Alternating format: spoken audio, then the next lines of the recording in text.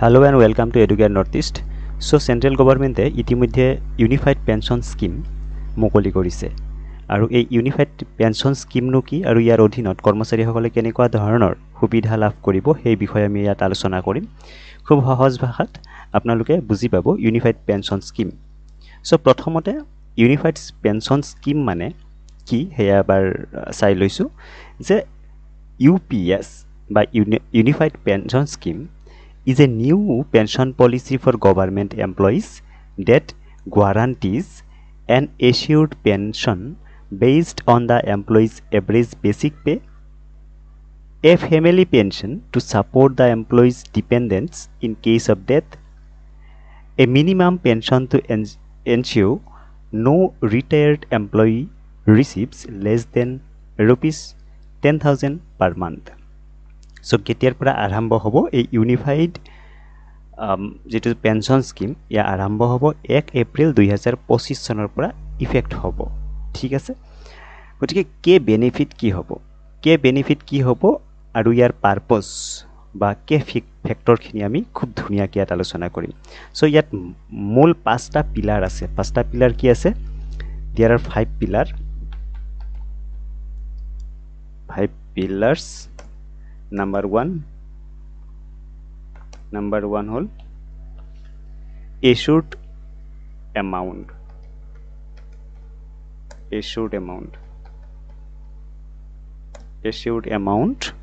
50%, right?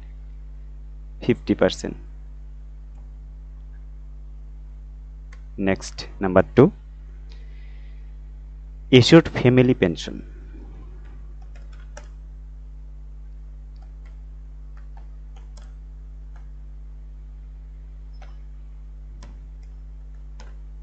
Family pension,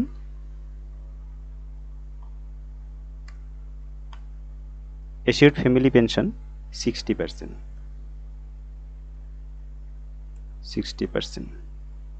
right?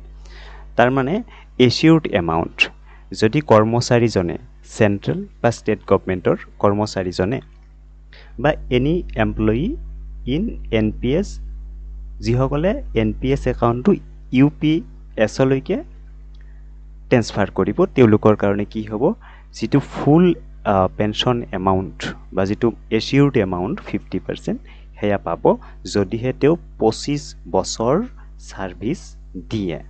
ঠিক আছে। So next পিলাৰটো আমি কৈছো কি যে এচিউৰ্ড ফ্যামিলি পেনশন। কিবা কাৰণত যদি কৰ্মচাৰীজন ডেথ হয় তেতিয়াহলে তেওঁৰ ওয়াইফে 60% অফ এচিউৰ্ড এমাউণ্টটো তেওঁ পাব, right? So third pillar 3 number পিলাৰটো হৈছে এচিউৰ্ড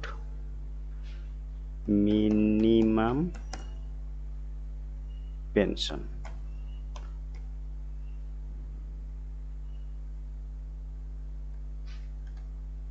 ৰাইট? সো এচিউৰ্ড মিনিমাম পেনশনটো কিমান হ'ব? 10,000, ৰাইট? 10,000 per month. সো কিবা কাৰণত কোনোবা কৰ্মচাৰী যদি তেওঁৰ মিনিমাম সময় আৰু মিনিমাম এমাউণ্ট তেওঁ একুৱায়াৰ কৰিব নোৱাৰে, সাপোজ 2 বছৰ কৰিছে ৰিটায়াৰ হ'ল, 2 মাহ কৰিছে ৰিটায়াৰ্ড হ'ল, তেনে কৰ্মচাৰীক 10,000 মিনিমাম এটা এচিউৰ্ড দিয়াৰ ব্যৱস্থা এই আইনখনত আছে বা এই UPS সিস্টেমত আছে। And fourth pillar is the inflation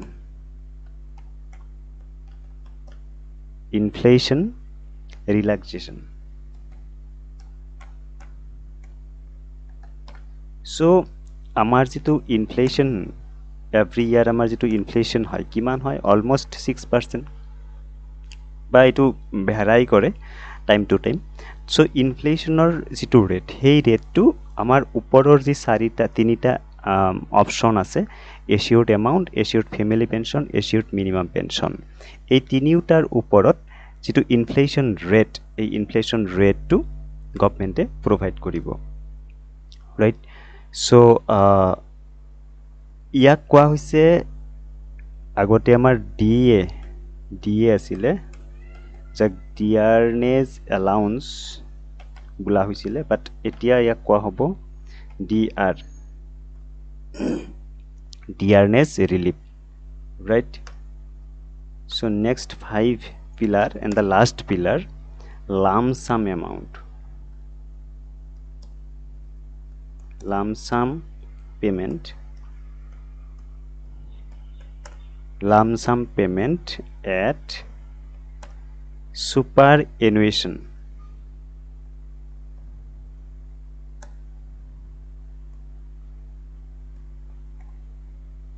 Superannuation in addition to gratuity. So gratuity লগতে কি কৰিব, যেটো superannuation মানে যেটো ৰিটায়াৰমেন্টৰ সময়ছোৱাৰ কথা কোৱা হৈছে, ৰিটায়াৰমেন্টৰ আগে এটা লাম্প সাম পেমেন্ট গভৰ্ণমেণ্টে প্ৰভাইড কৰিব আন্ডাৰ ইউপিএছ, আৰু 12 মাহৰ আগৰ যেটো এবছৰৰ আগৰ সময়লৈকে যেটো পাই আছিলে তাৰ এটা lump sum amount as a annuation or as a one time payment গভৰ্ণমেণ্টৰ এমপ্লয়ী গৰাকীয়ে পাব। গতিকে বুজি পালে যে মূল কথাখিনি হৈছে ইয়াত 5টা পিলাৰ আছে। প্ৰথম পিলাৰটো যদি 25 বছৰ এমপ্লয়ী গৰাকীয়ে সাৰ্ভিস প্ৰভাইড কৰে তেও ফুল এমাউন্ট পেনশন পাব। সেকেন্ড হৈছে ফ্যামিলি পেনশন পাব যদি কিবা কাৰণত কৰ্মৰত যিখিনি এমপ্লয়ী যদি কিবা কাৰণত ডেথ হয় তেওঁৰ ওয়াইফে 60% অফ পেনশন এমাউন্ট পাব। নেক্সট হৈছে এচিউৰ্ড মিনিমাম পেনশন, যিসকলে সঠিক সময় বা সঠিক এমাউন্ট এটা একুমুলেট কৰিব নোৱাৰে, সাপোজ কোনোবাই কম সময় সাৰ্ভিস দিছে বা এটা নিৰ্দিষ্ট এমাউন্ট সিহঁতে জমা কৰিব পৰা নাই, সিহঁতে তথাপিও মিনিমাম 10,000 পাৰ মান্থত এটা এচিউৰ্ড এমাউন্ট পাব। ইনফ্লেশন ৰিলেক্সেশনৰ কথা কোৱা হৈছে আৰু এটা লাম্প সাম পেমেন্টৰ কথাও কোৱা হৈছে। সো যদি এপ্ৰিল 2025ত ইয়া লাগু হয় তো এই 10,000 এমাউন্টটো কি হ'বগৈ, অলমোস্ট 15-16,000 হ'বগৈ, ৰাইট? সো এইখিনি থুলমূলকে আছিল। গতিকে যিসকলে এনপিএছত থাকিব বিচাৰে তেওঁলোকে এনপিএছত থাকিব বিচাৰিব, যিসকলে এনপিএছৰ পৰা ইউপিএছলৈকে ট্ৰান্সফাৰ কৰিব বিচাৰে, যিসকলে ভাবে যে এনপিএছতকৈ ইউপিএছটো ভাল হ'ব, বেটাৰ অপশ্যন হ'ব, so they can switch to UPS. But if somebody think that NPS is better, then they can stay at NPS too, right? So সকলো কাৰণে ইয়া ফ্লেক্সিবিলিটি প্ৰদান কৰা হৈছে। সো অনাগত সময়ত দেখা যাব ইয়াৰ ওপৰত কেনেকুৱা হয়। গতিকে আপোনালোকে যদি কিবা কুৱেশ্যন আছে এনপিএছৰ ওপৰত আৰু বিতংভাৱে বুজিব লগা ধৰণৰ কথা আছে কমেণ্টত জনাব। এই সম্পৰ্কীয় কথাবিলাক আমি ভিডিঅ' আকাৰে আকৌ জনাই দিম। Thank you for watching.